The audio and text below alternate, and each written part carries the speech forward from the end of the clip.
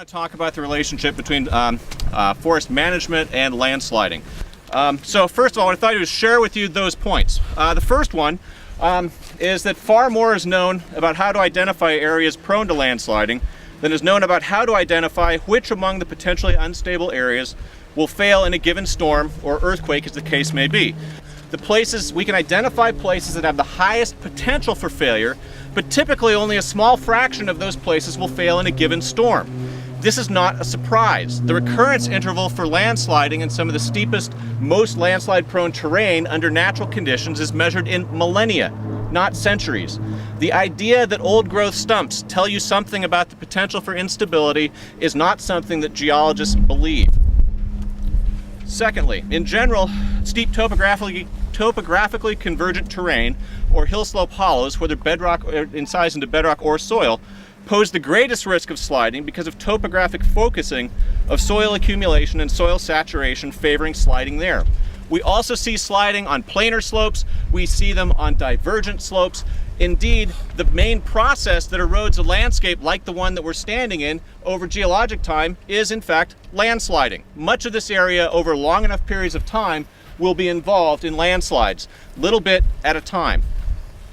Secondly, timber harvest on potentially unstable ground increases the probability of slope failure, and studies have generally shown a several-fold to well over 10-fold increases in landslide rates in intensively managed forests. This is based on many studies in many areas, and those are gross generalities.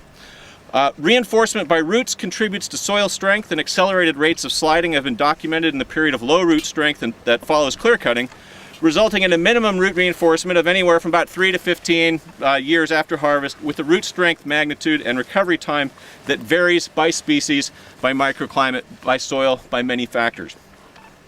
Third, the increase in risk is greatest on the steepest slopes, but the magnitude of the increased risk likely varies watershed to watershed, as so eloquently demonstrated by Bob's preliminary analysis. The available published studies, however, show a higher frequency of slope failures on areas predicted to be most prone to failure, with generally half to 90% of the slides occurring on roughly 10% of the landscape that has the highest failure potential. So we know how to identify the spots with the highest failure potential. It's typically a relatively small portion of the landscape. Fourth, potentially unstable ground is being misidentified and subject to harvest, as shown by the recent failure of slopes such as those behind us.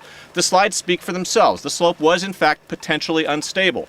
We could quibble about the definition of potentially unstable, whether in a regulatory or a scientific sense, but the slopes speak for themselves. They, in fact, failed. They were, therefore, potentially unstable. But the magnitude, the real question is the magnitude of the associated risk.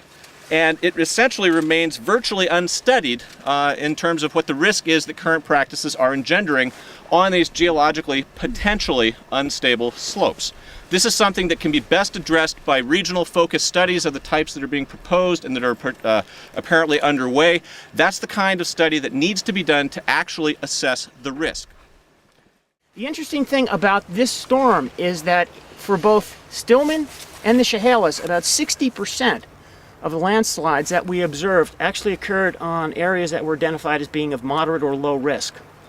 I came out here on the site, and the watershed analysis prescriptions basically turned my focus on road construction and yarding techniques, because that's what was identified in the mass wasting module as the highest risk to assess. So I walked that road, the proposed new road construction that you can see in the upper third of the slope. You can see the fresh cut there and the burn where they burned the piles.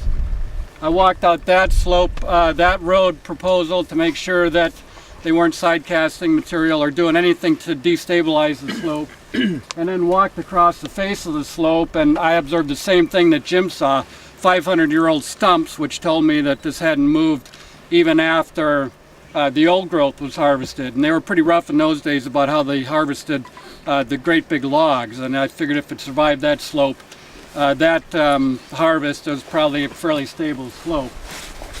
So basically, with that assessment in mind, I talked to Jim, I talked to the engineer, I talked to our tribal biologist, and we felt that the proposal, as Weyerhaeuser had it laid out, was adequate to protect the slope. And of course, our rules are really aimed at protecting against the 100-year storm event. You heard some experts here testify there was maybe 2, 3, 5 times that in magnitude. So whether or not the rules protect against that, I think, is a question for all of us to be thinking about in the future.